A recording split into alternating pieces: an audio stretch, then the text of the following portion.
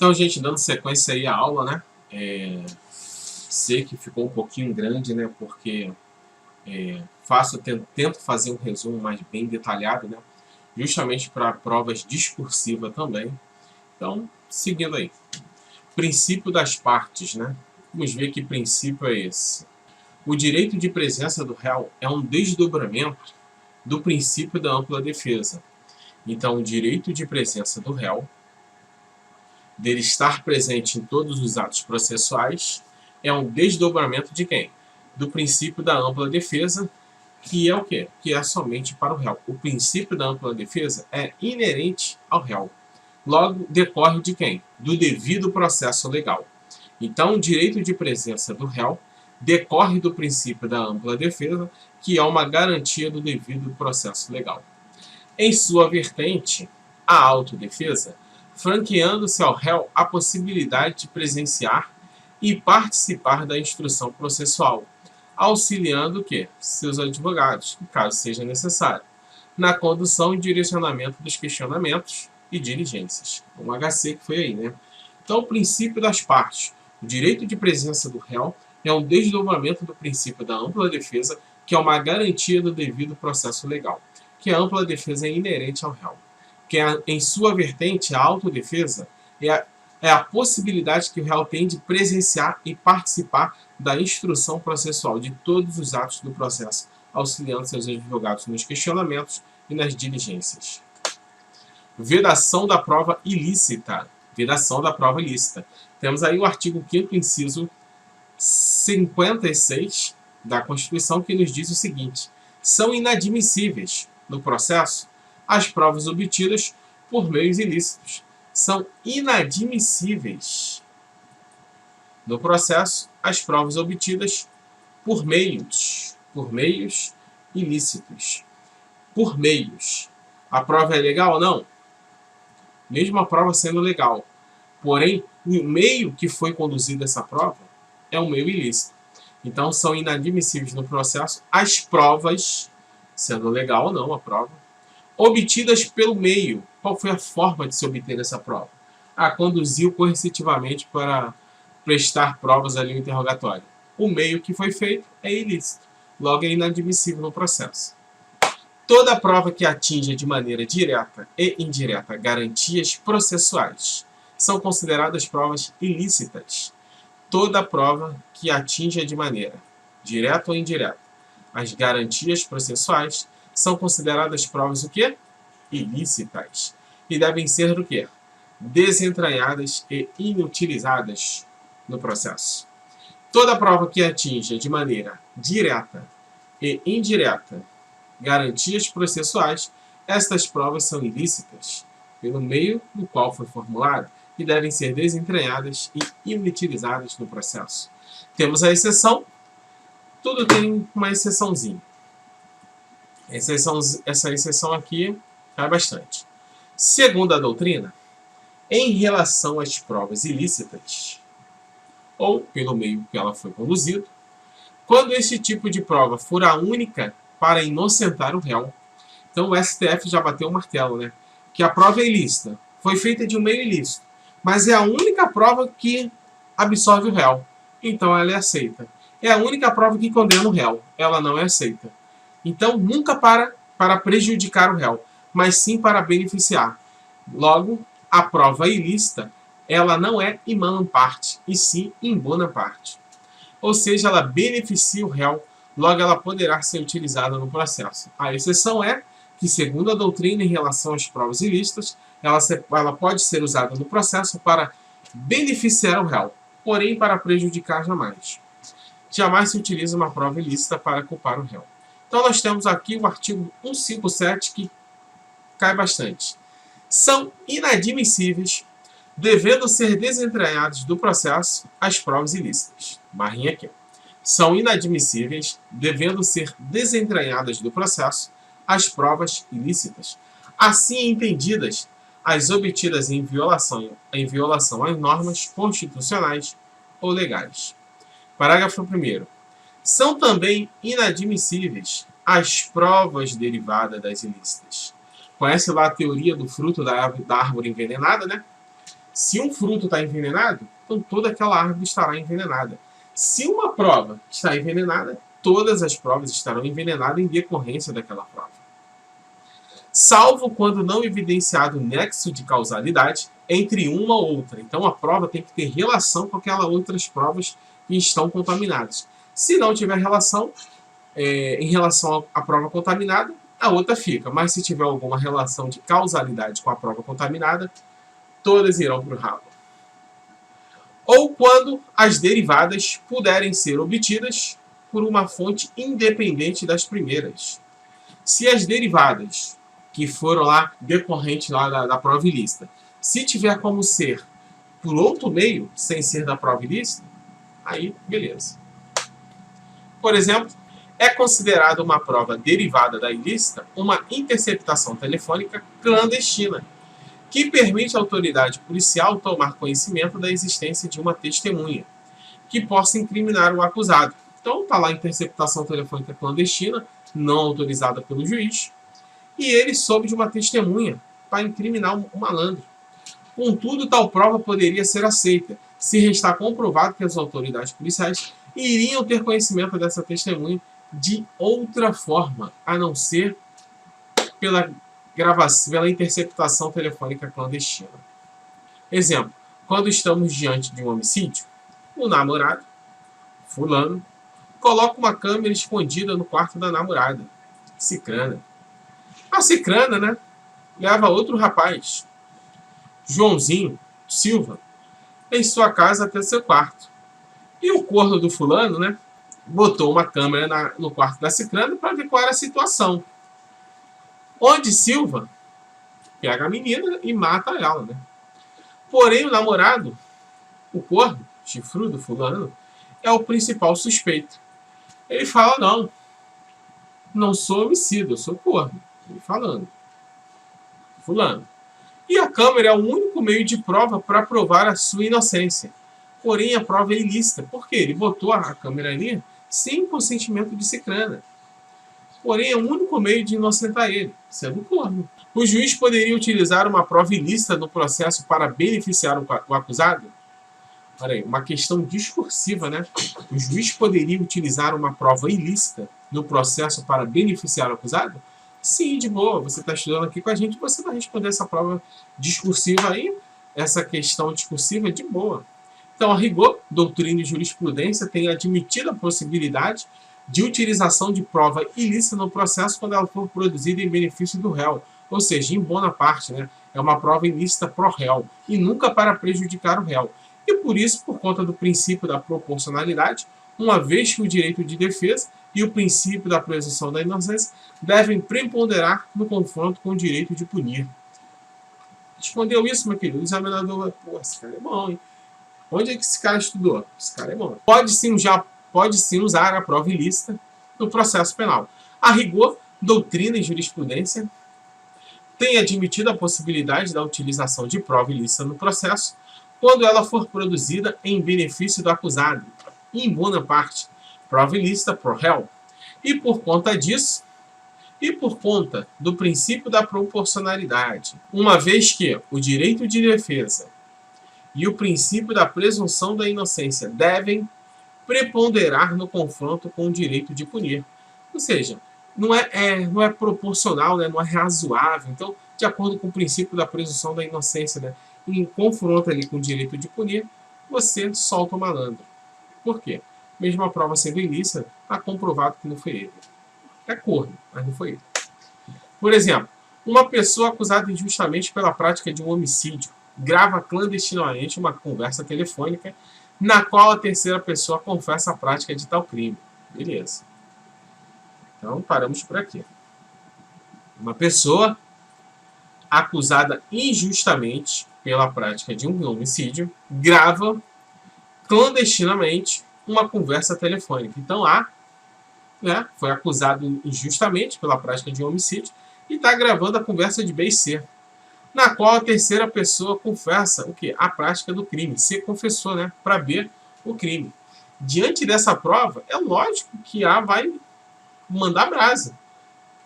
Verifica-se a colisão de direitos fundamentais pois a prova afronta a inviolabilidade das comunicações telefônicas. Por quê? Porque A estava gravando uma conversa a qual não estava participando. Só estava participando entre B e C. Se ele estivesse no bolinho, beleza. Mas ele não estava. Ele estava praticamente interceptando a conversa. E o direito à intimidade, ao mesmo tempo em que está conforme a ampla defesa, né? Ao mesmo tempo que está conforme a ampla defesa, o que é? O direito da intimidade. A liberdade, porém, você tem a proporcionalidade aí, né? Que em relação ao direito da intimidade se prepondera, né? Então, a ampla defesa, a liberdade, se prepondera o direito à intimidade. Principalmente a presunção de inocência do acusado. Portanto, o magistrado poderia decidir por usar a prova considerada ilícita, nesse caso, primando pelo princípio da presunção da inocência do réu e pelo princípio da proporcionalidade, né? Porque preponderam o quê? O direito à ampla defesa, à liberdade, em relação à intimidade do indivíduo. É importante diferenciar a prova ilícita da prova ilegítima. Então, ó, tem diferença da prova ilícita da prova ilegítima. Prova ilícita, quando for o quê? Obtida através de violação de regra. Quando ela obtida o meio que ela se forneceu, né? É considerada uma prova ilícita. Prova de direito material, penal ou constitucional, né? Quando for obtida através de uma violação de uma regra formal, né? Então, direito material, penal ou constitucional, né? A obtenção dela violou o quê? O direito penal, violou o direito constitucional, violou o direito material. Seguindo. Determinado indivíduo for constrangido a confessar a prática de delito mediante o quê? Tortura, maus tratos. Tem que ser a prova aí obtida? É o quê? É ilícita, né? Então, ele foi conduzido coercitivamente, também é uma prova ilícita, porque já bateu o martelo que é inconstitucional. Diante de tortura, de maus tratos, então a prova aí é obtida por meio ilícito, porque viola o direito material. Viola o direito material em relação ao penal e constitucional, tendo em vista que viola o artigo 503º da Constituição. Prova ilegítima. Prova ilegítima. Aqui nós temos a prova ilícita, né, que é obtida através de violação de regra, e a prova ilegítima, quando for obtida o quê? Através de violação de regra de direito processual. Então, a ilegítima, quando ela violar uma regra processual, né? Então, ao ouvir a determinada testemunha, o magistrado se esquece de compromissá-lo. Assim fazendo, incorreu uma violação à regra do 203, dispositivo que obriga o juiz a compromissar a testemunha, né? Então, a prova ilegítima, né, é uma prova que viola o direito processual. Então, ao ouvir determinada testemunha, o magistrado esquece de quê? De compromissá-lo, né? Assim fazendo, incorreu numa violação à regra. Então, ele esqueceu de compromissar. Por exemplo, tem uma testemunha de uma parte, ele esqueceu o quê? De dar ata a outra parte. Ó, tem uma testemunha, tal. Então, ele precisa dar ciência a outra parte. Logo, a prova é ilegítima. Gravação ambiental por dos interlocutores e prova admissível. Então, temos aqui a gravação ambiental por um dos interlocutores e a prova é admissível. Qual é esse caso? Esse caso ficou famoso, gente, entre o ex-presidente Michel Temer e o cara lá da JBS, né? Que ele gravou a conversa entre eles. Então, a prova é admissível. Porque ele está na conversa, ele está no meio. Se você está no meio da conversa e o malandro está te ameaçando, você pode gravar. A prova ambiental entre um dos interlocutores, ela é admissível no processo penal. O tribunal, por maioria, reconheceu a existência de repercussão geral no tema objeto de recurso extraordinário interposto contra o acordo da turma recursal dos juízes especiais civis e criminais da Comarca do Estado do Rio de Janeiro. Reafirmou a jurisprudência da Corte acerca da admissibilidade do uso, como meio de prova de gravação ambiental realizada por um dos interlocutores, e deu provimento ao apelo extremo da Defensoria Pública para anular o processo desde o indeferimento da prova admissível e hora admitida, vencido o ministro Marco Aurélio, que desprovia o recurso ao fundamento de que essa gravação, que seria camuflada, não se coadunaria com os ares constitucionais, considerada a prova e também a boa-fé que deveria haver nas relações humanas. Então caiu por terra aí o voto do ministro Marco Aurélio, né? Porque a admissibilidade do uso de uma prova, meio de prova, na gravação ambiental realizada por um dos interlocutores, ela é admissível, né? Então, seguindo aí. Decisão tomada no último dia 9 de junho pela segunda turma do Supremo Tribunal Federal, segundo a qual, no caso de flagrante de crime permanente, é possível que a realização de busca e apreensão sem mandado judicial. Então, ó, uma decisão tomada pela segunda turma do STF, segundo o qual, em caso de flagrante de crime permanente, importante isso aqui, em caso de crime, no caso de crime permanente, no caso de flagrante de crime permanente, é possível a realização de busca e apreensão sem o quê? Sem o mandado judicial, gente. Então, no caso de flagrante de um crime permanente, deu um flagrante lá no sequestro, é possível a realização de busca e apreensão sem o mandado judicial. Beleza? Com esse argumento, negou-se em decisão unânime o habeas corpus impetrado por um acusado pela prática dos crimes de tráfico de drogas, associação para o tráfico e porte de arma de fogo com numeração raspada. Perdeu. Então, no caso de flagrante de crime permanente, porque ele estava mantendo a droga ali no local. É um crime permanente, ele sabe que é errado. Ele está mantendo a droga e a porte de arma de fogo com numeração raspada, que também é outro crime. É dispensável o mandado de busca e apreensão quando se tratar de flagrante de crime permanente. É dispensável o mandado de busca e apreensão quando se tratar de quê? De flagrante de crime permanente. Logo, é dispensável o mandado de busca e apreensão quando o flagrante de crime é um crime permanente, como no caso de quê? Tráfico de drogas, sendo possível a realização das medidas necessárias, não havendo falar em ilicitude das provas obtidas. É um precedente aí, tá, gente? Por fim, registro que não afronta a jurisprudência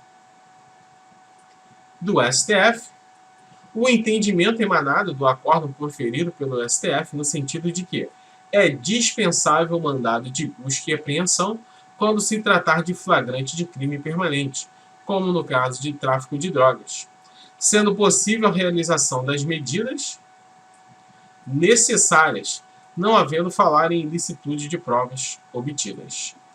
Por que ilicitude e prova ilegítima? Porque estaria o quê? Violando uma regra constitucional, né? Que é o quê? Entrar numa casa sem um mandado de busca e apreensão. É a orientação desta Corte ser dispensável o mandado de busca e apreensão quando se tratar de flagrante de crime permanente. E a orientação desta Corte, do STF, ser dispensável o mandado de busca e apreensão quando se tratar de flagrante de crime permanente. Então, fica ligado aí, né? É a orientação desta Corte o quê? Ser dispensável o mandado de busca e apreensão quando se tratar de flagrante de crime permanente, podendo-se realizar as medidas sem que se fale em ilicitude das provas obtidas. Precedente no recurso ordinário, a que se nega proveniente segundo a turma do relator ministro Ricardo Lewandowski. Identificado civilmente. Então, quem é o identificado civilmente? Artigo 5º, né? Inciso 57 da Constituição. O civilmente identificado não será submetido à identificação criminal. Então tá aqui, né? O civilmente identificado, ele não será submetido à identificação criminal. Beleza. Tudo tem suas exceções, né? Então tá dizendo aí que o civilmente, a regra, se ele for civilmente identificado, ele não será submetido à identificação criminal. Salvo nas hipóteses previstas em lei. Que lei? É a Lei 12.037 de 2009. Hipótese da identificação criminal, mesmo quando identificado civilmente. São hipóteses que o malandro vai ser identificado criminal, mesmo ele estando identificado civilmente. Quais são as hipóteses? Vamos a elas. Artigo 2º. A identificação civil é atestada por qualquer dos seguintes documentos: carteira de identidade, carteira de trabalho, carteira profissional, passaporte, identificação funcional, outro documento público que permita a identificação do indiciado. Então, carteira de identidade, carteira de trabalho, carteira profissional, passaporte, carteira de identificação funcional, outro documento público que permite a identificação do profissional. Você viu aqui que a habilitação não entrou aqui no meio? Então pode entrar no sexto ali, né? Outro documento público que permita a identificação para o indiciado. E a carteira de estudante? Pode entrar ali? Também pode. Vai depender do delegado, você. Parágrafo único. Para as finalidades desta lei, equiparam seus documentos de identificação civis os documentos de identificação militares. Então, o documento público também integra aqui, né, identificação militares, OAB e por aí vai. Artigo 3º. Embora apresentado o documento de identificação, poderá ocorrer identificação criminal. Quando? Então, o cara apresentou a identidade dele. Ele pode ser identificado criminalmente? Pode ser obtida a identificação criminal? Pode. O cara apresentou o passaporte, pode ser identificado criminal? Pode. O cara apresentou a habilitação, ele pode ser identificado criminal? Pode. Carteira de trabalho? Pode. A OAB? Pode. Quando? As exceções. O documento apresentar rasura, o documento está com rasura, identificação criminal, ou tiver indícios de falsificação. Vai que ainda tem outra possibilidade. O malandro já foi preso por falsidade ideológica. É claro que ele vai ser identificado criminalmente. Se ele já teve nas costas um crime de falsidade ideológica, tem que fazer identificação criminal. Apresentou rasura, tem indício de falsificação? Identificação criminal. O documento apresentado por insuficiente para identificar cabalmente a identidade. O documento apresentado for insuficiente para se identificar cabalmente o identificado. Está lá com carteirinha de estudante. O delegado pode aceitar? Pode. Mas só está o nome dele e onde ele estuda. Mais nada. Agora, tem o nome dele, data de nascimento, nome dos pais, tem um número do registro, o tipo sanguíneo. Então, a carteirinha tem tudo. O delegado pode aceitar? Pode aceitar. Mas se for insuficiente para identificar cabalmente o identificado, identificação criminal. O indiciado portar documentos de identidades distintos com informações conflitantes entre si. Pode acontecer? Pode acontecer, porque documento de identidade, documento de habilitação são documentos o quê? De Estado. O malandro nasceu lá na Bahia. Tem um documento de identidade e habilitação dele. Veio morar no Rio, foi morar em São Paulo. Tira outro documento de habilitação e outro documento de identidade. Ele fica com vários documentos de vários estados. Então, o indiciado está portando vários documentos de vários estados, documentos de identidade distintos. Vai fazer a identificação criminal dele. Show. A identificação criminal foram essenciais às investigações policiais. A identificação criminal, ela for essencial às investigações policiais. Se ela for uma essencialidade, for imprescindível, né, para a investigação policial, fará a identificação criminal do malandro, segundo o despacho da autoridade judiciária competente, né? Então, para isso, para que a identificação criminal for essencial, né, for imprescindível para as investigações policiais, precisa de um despacho da autoridade judiciária competente. Para isso, tem uma condição, precisa de um despacho da autoridade competente, que decidirá de ofício ou mediante representação da autoridade policial, do MP ou da defesa. Constar de registros policiais o uso de outros nomes ou diferentes qualificações, né? Ele já foi pego e deu outros nomes, ou ele já foi processado, né, por crime de falsidade ideológica, então vai fazer um registro aí, a qualificação criminal do malandro. O estado de conservação ou a distância temporal ou da localidade da expedição do documento apresentado impossibilite a completa identificação dos caracteres essenciais. Foi o que eu falei, né? De um estado para outro. E a distância temporal, né? Em relação ao cara tá com a identidade de 10 anos, o cara já tem 40, né? Então o lapso temporal é muito grande, não vai ter como identificar o malandro, ele vai ser qualificado criminalmente. Identificado criminalmente. E temos o parágrafo único, né? As cópias dos documentos apresentados, deverão ser juntadas aos autos do inquérito. As cópias dos documentos apresentados deverão ser juntadas aos autos do inquérito ou outra forma de investigação, ainda que consideradas o quê? Insuficientes para identificar o indiciado. As cópias dos documentos apresentados deverão ser juntadas aos autos do inquérito, por outra forma de investigação, ainda que consideradas o quê? Insuficiente. Mesmo sendo insuficiente, precisa ser juntado aos autos do inquérito policial. Artigo 6º. Logo que tiver conhecimento da prática da infração penal, a autoridade policial deverá. Então, você, policial, né? Logo que tiver conhecimento da prática da infração penal, você, policial, deverá o quê? Ordenar a identificação do indiciado pelo processo datiloscópico, se possível, e fazer juntar aos autos sua folha de antecedentes criminais, a famosa FAC, ficha de antecedentes criminais. Ordenar a identificação do indiciado, vai identificar ele, se ele não tem lá a identificação civil ou todas as exceções, vai fazer o quê? A identificação do indiciado pelo processo datiloscópico. O que é o processo datiloscópico? Vai pegar as digitais, fotinha de lado, fotinha de frente. Se possível, e fazer juntar aos autos suas folhas de antecedente. E folha de antecedente? Cometeu algum crime anteriormente. Fica lá na fichinha dele lá. Cometeu crime, tal, no dia tal, contra a pessoa tal. Quando a pessoa se identifica com RG, não precisa se submeter à identificação criminal. Mas nós vimos lá as exceções. Princípio da publicidade, nós vamos deixar para a próxima aula, né? Para ficar uma aula gostosa. Para você que gostou, deixe o seu like, se inscreva no canal. Não sai daí não, a gente volta já.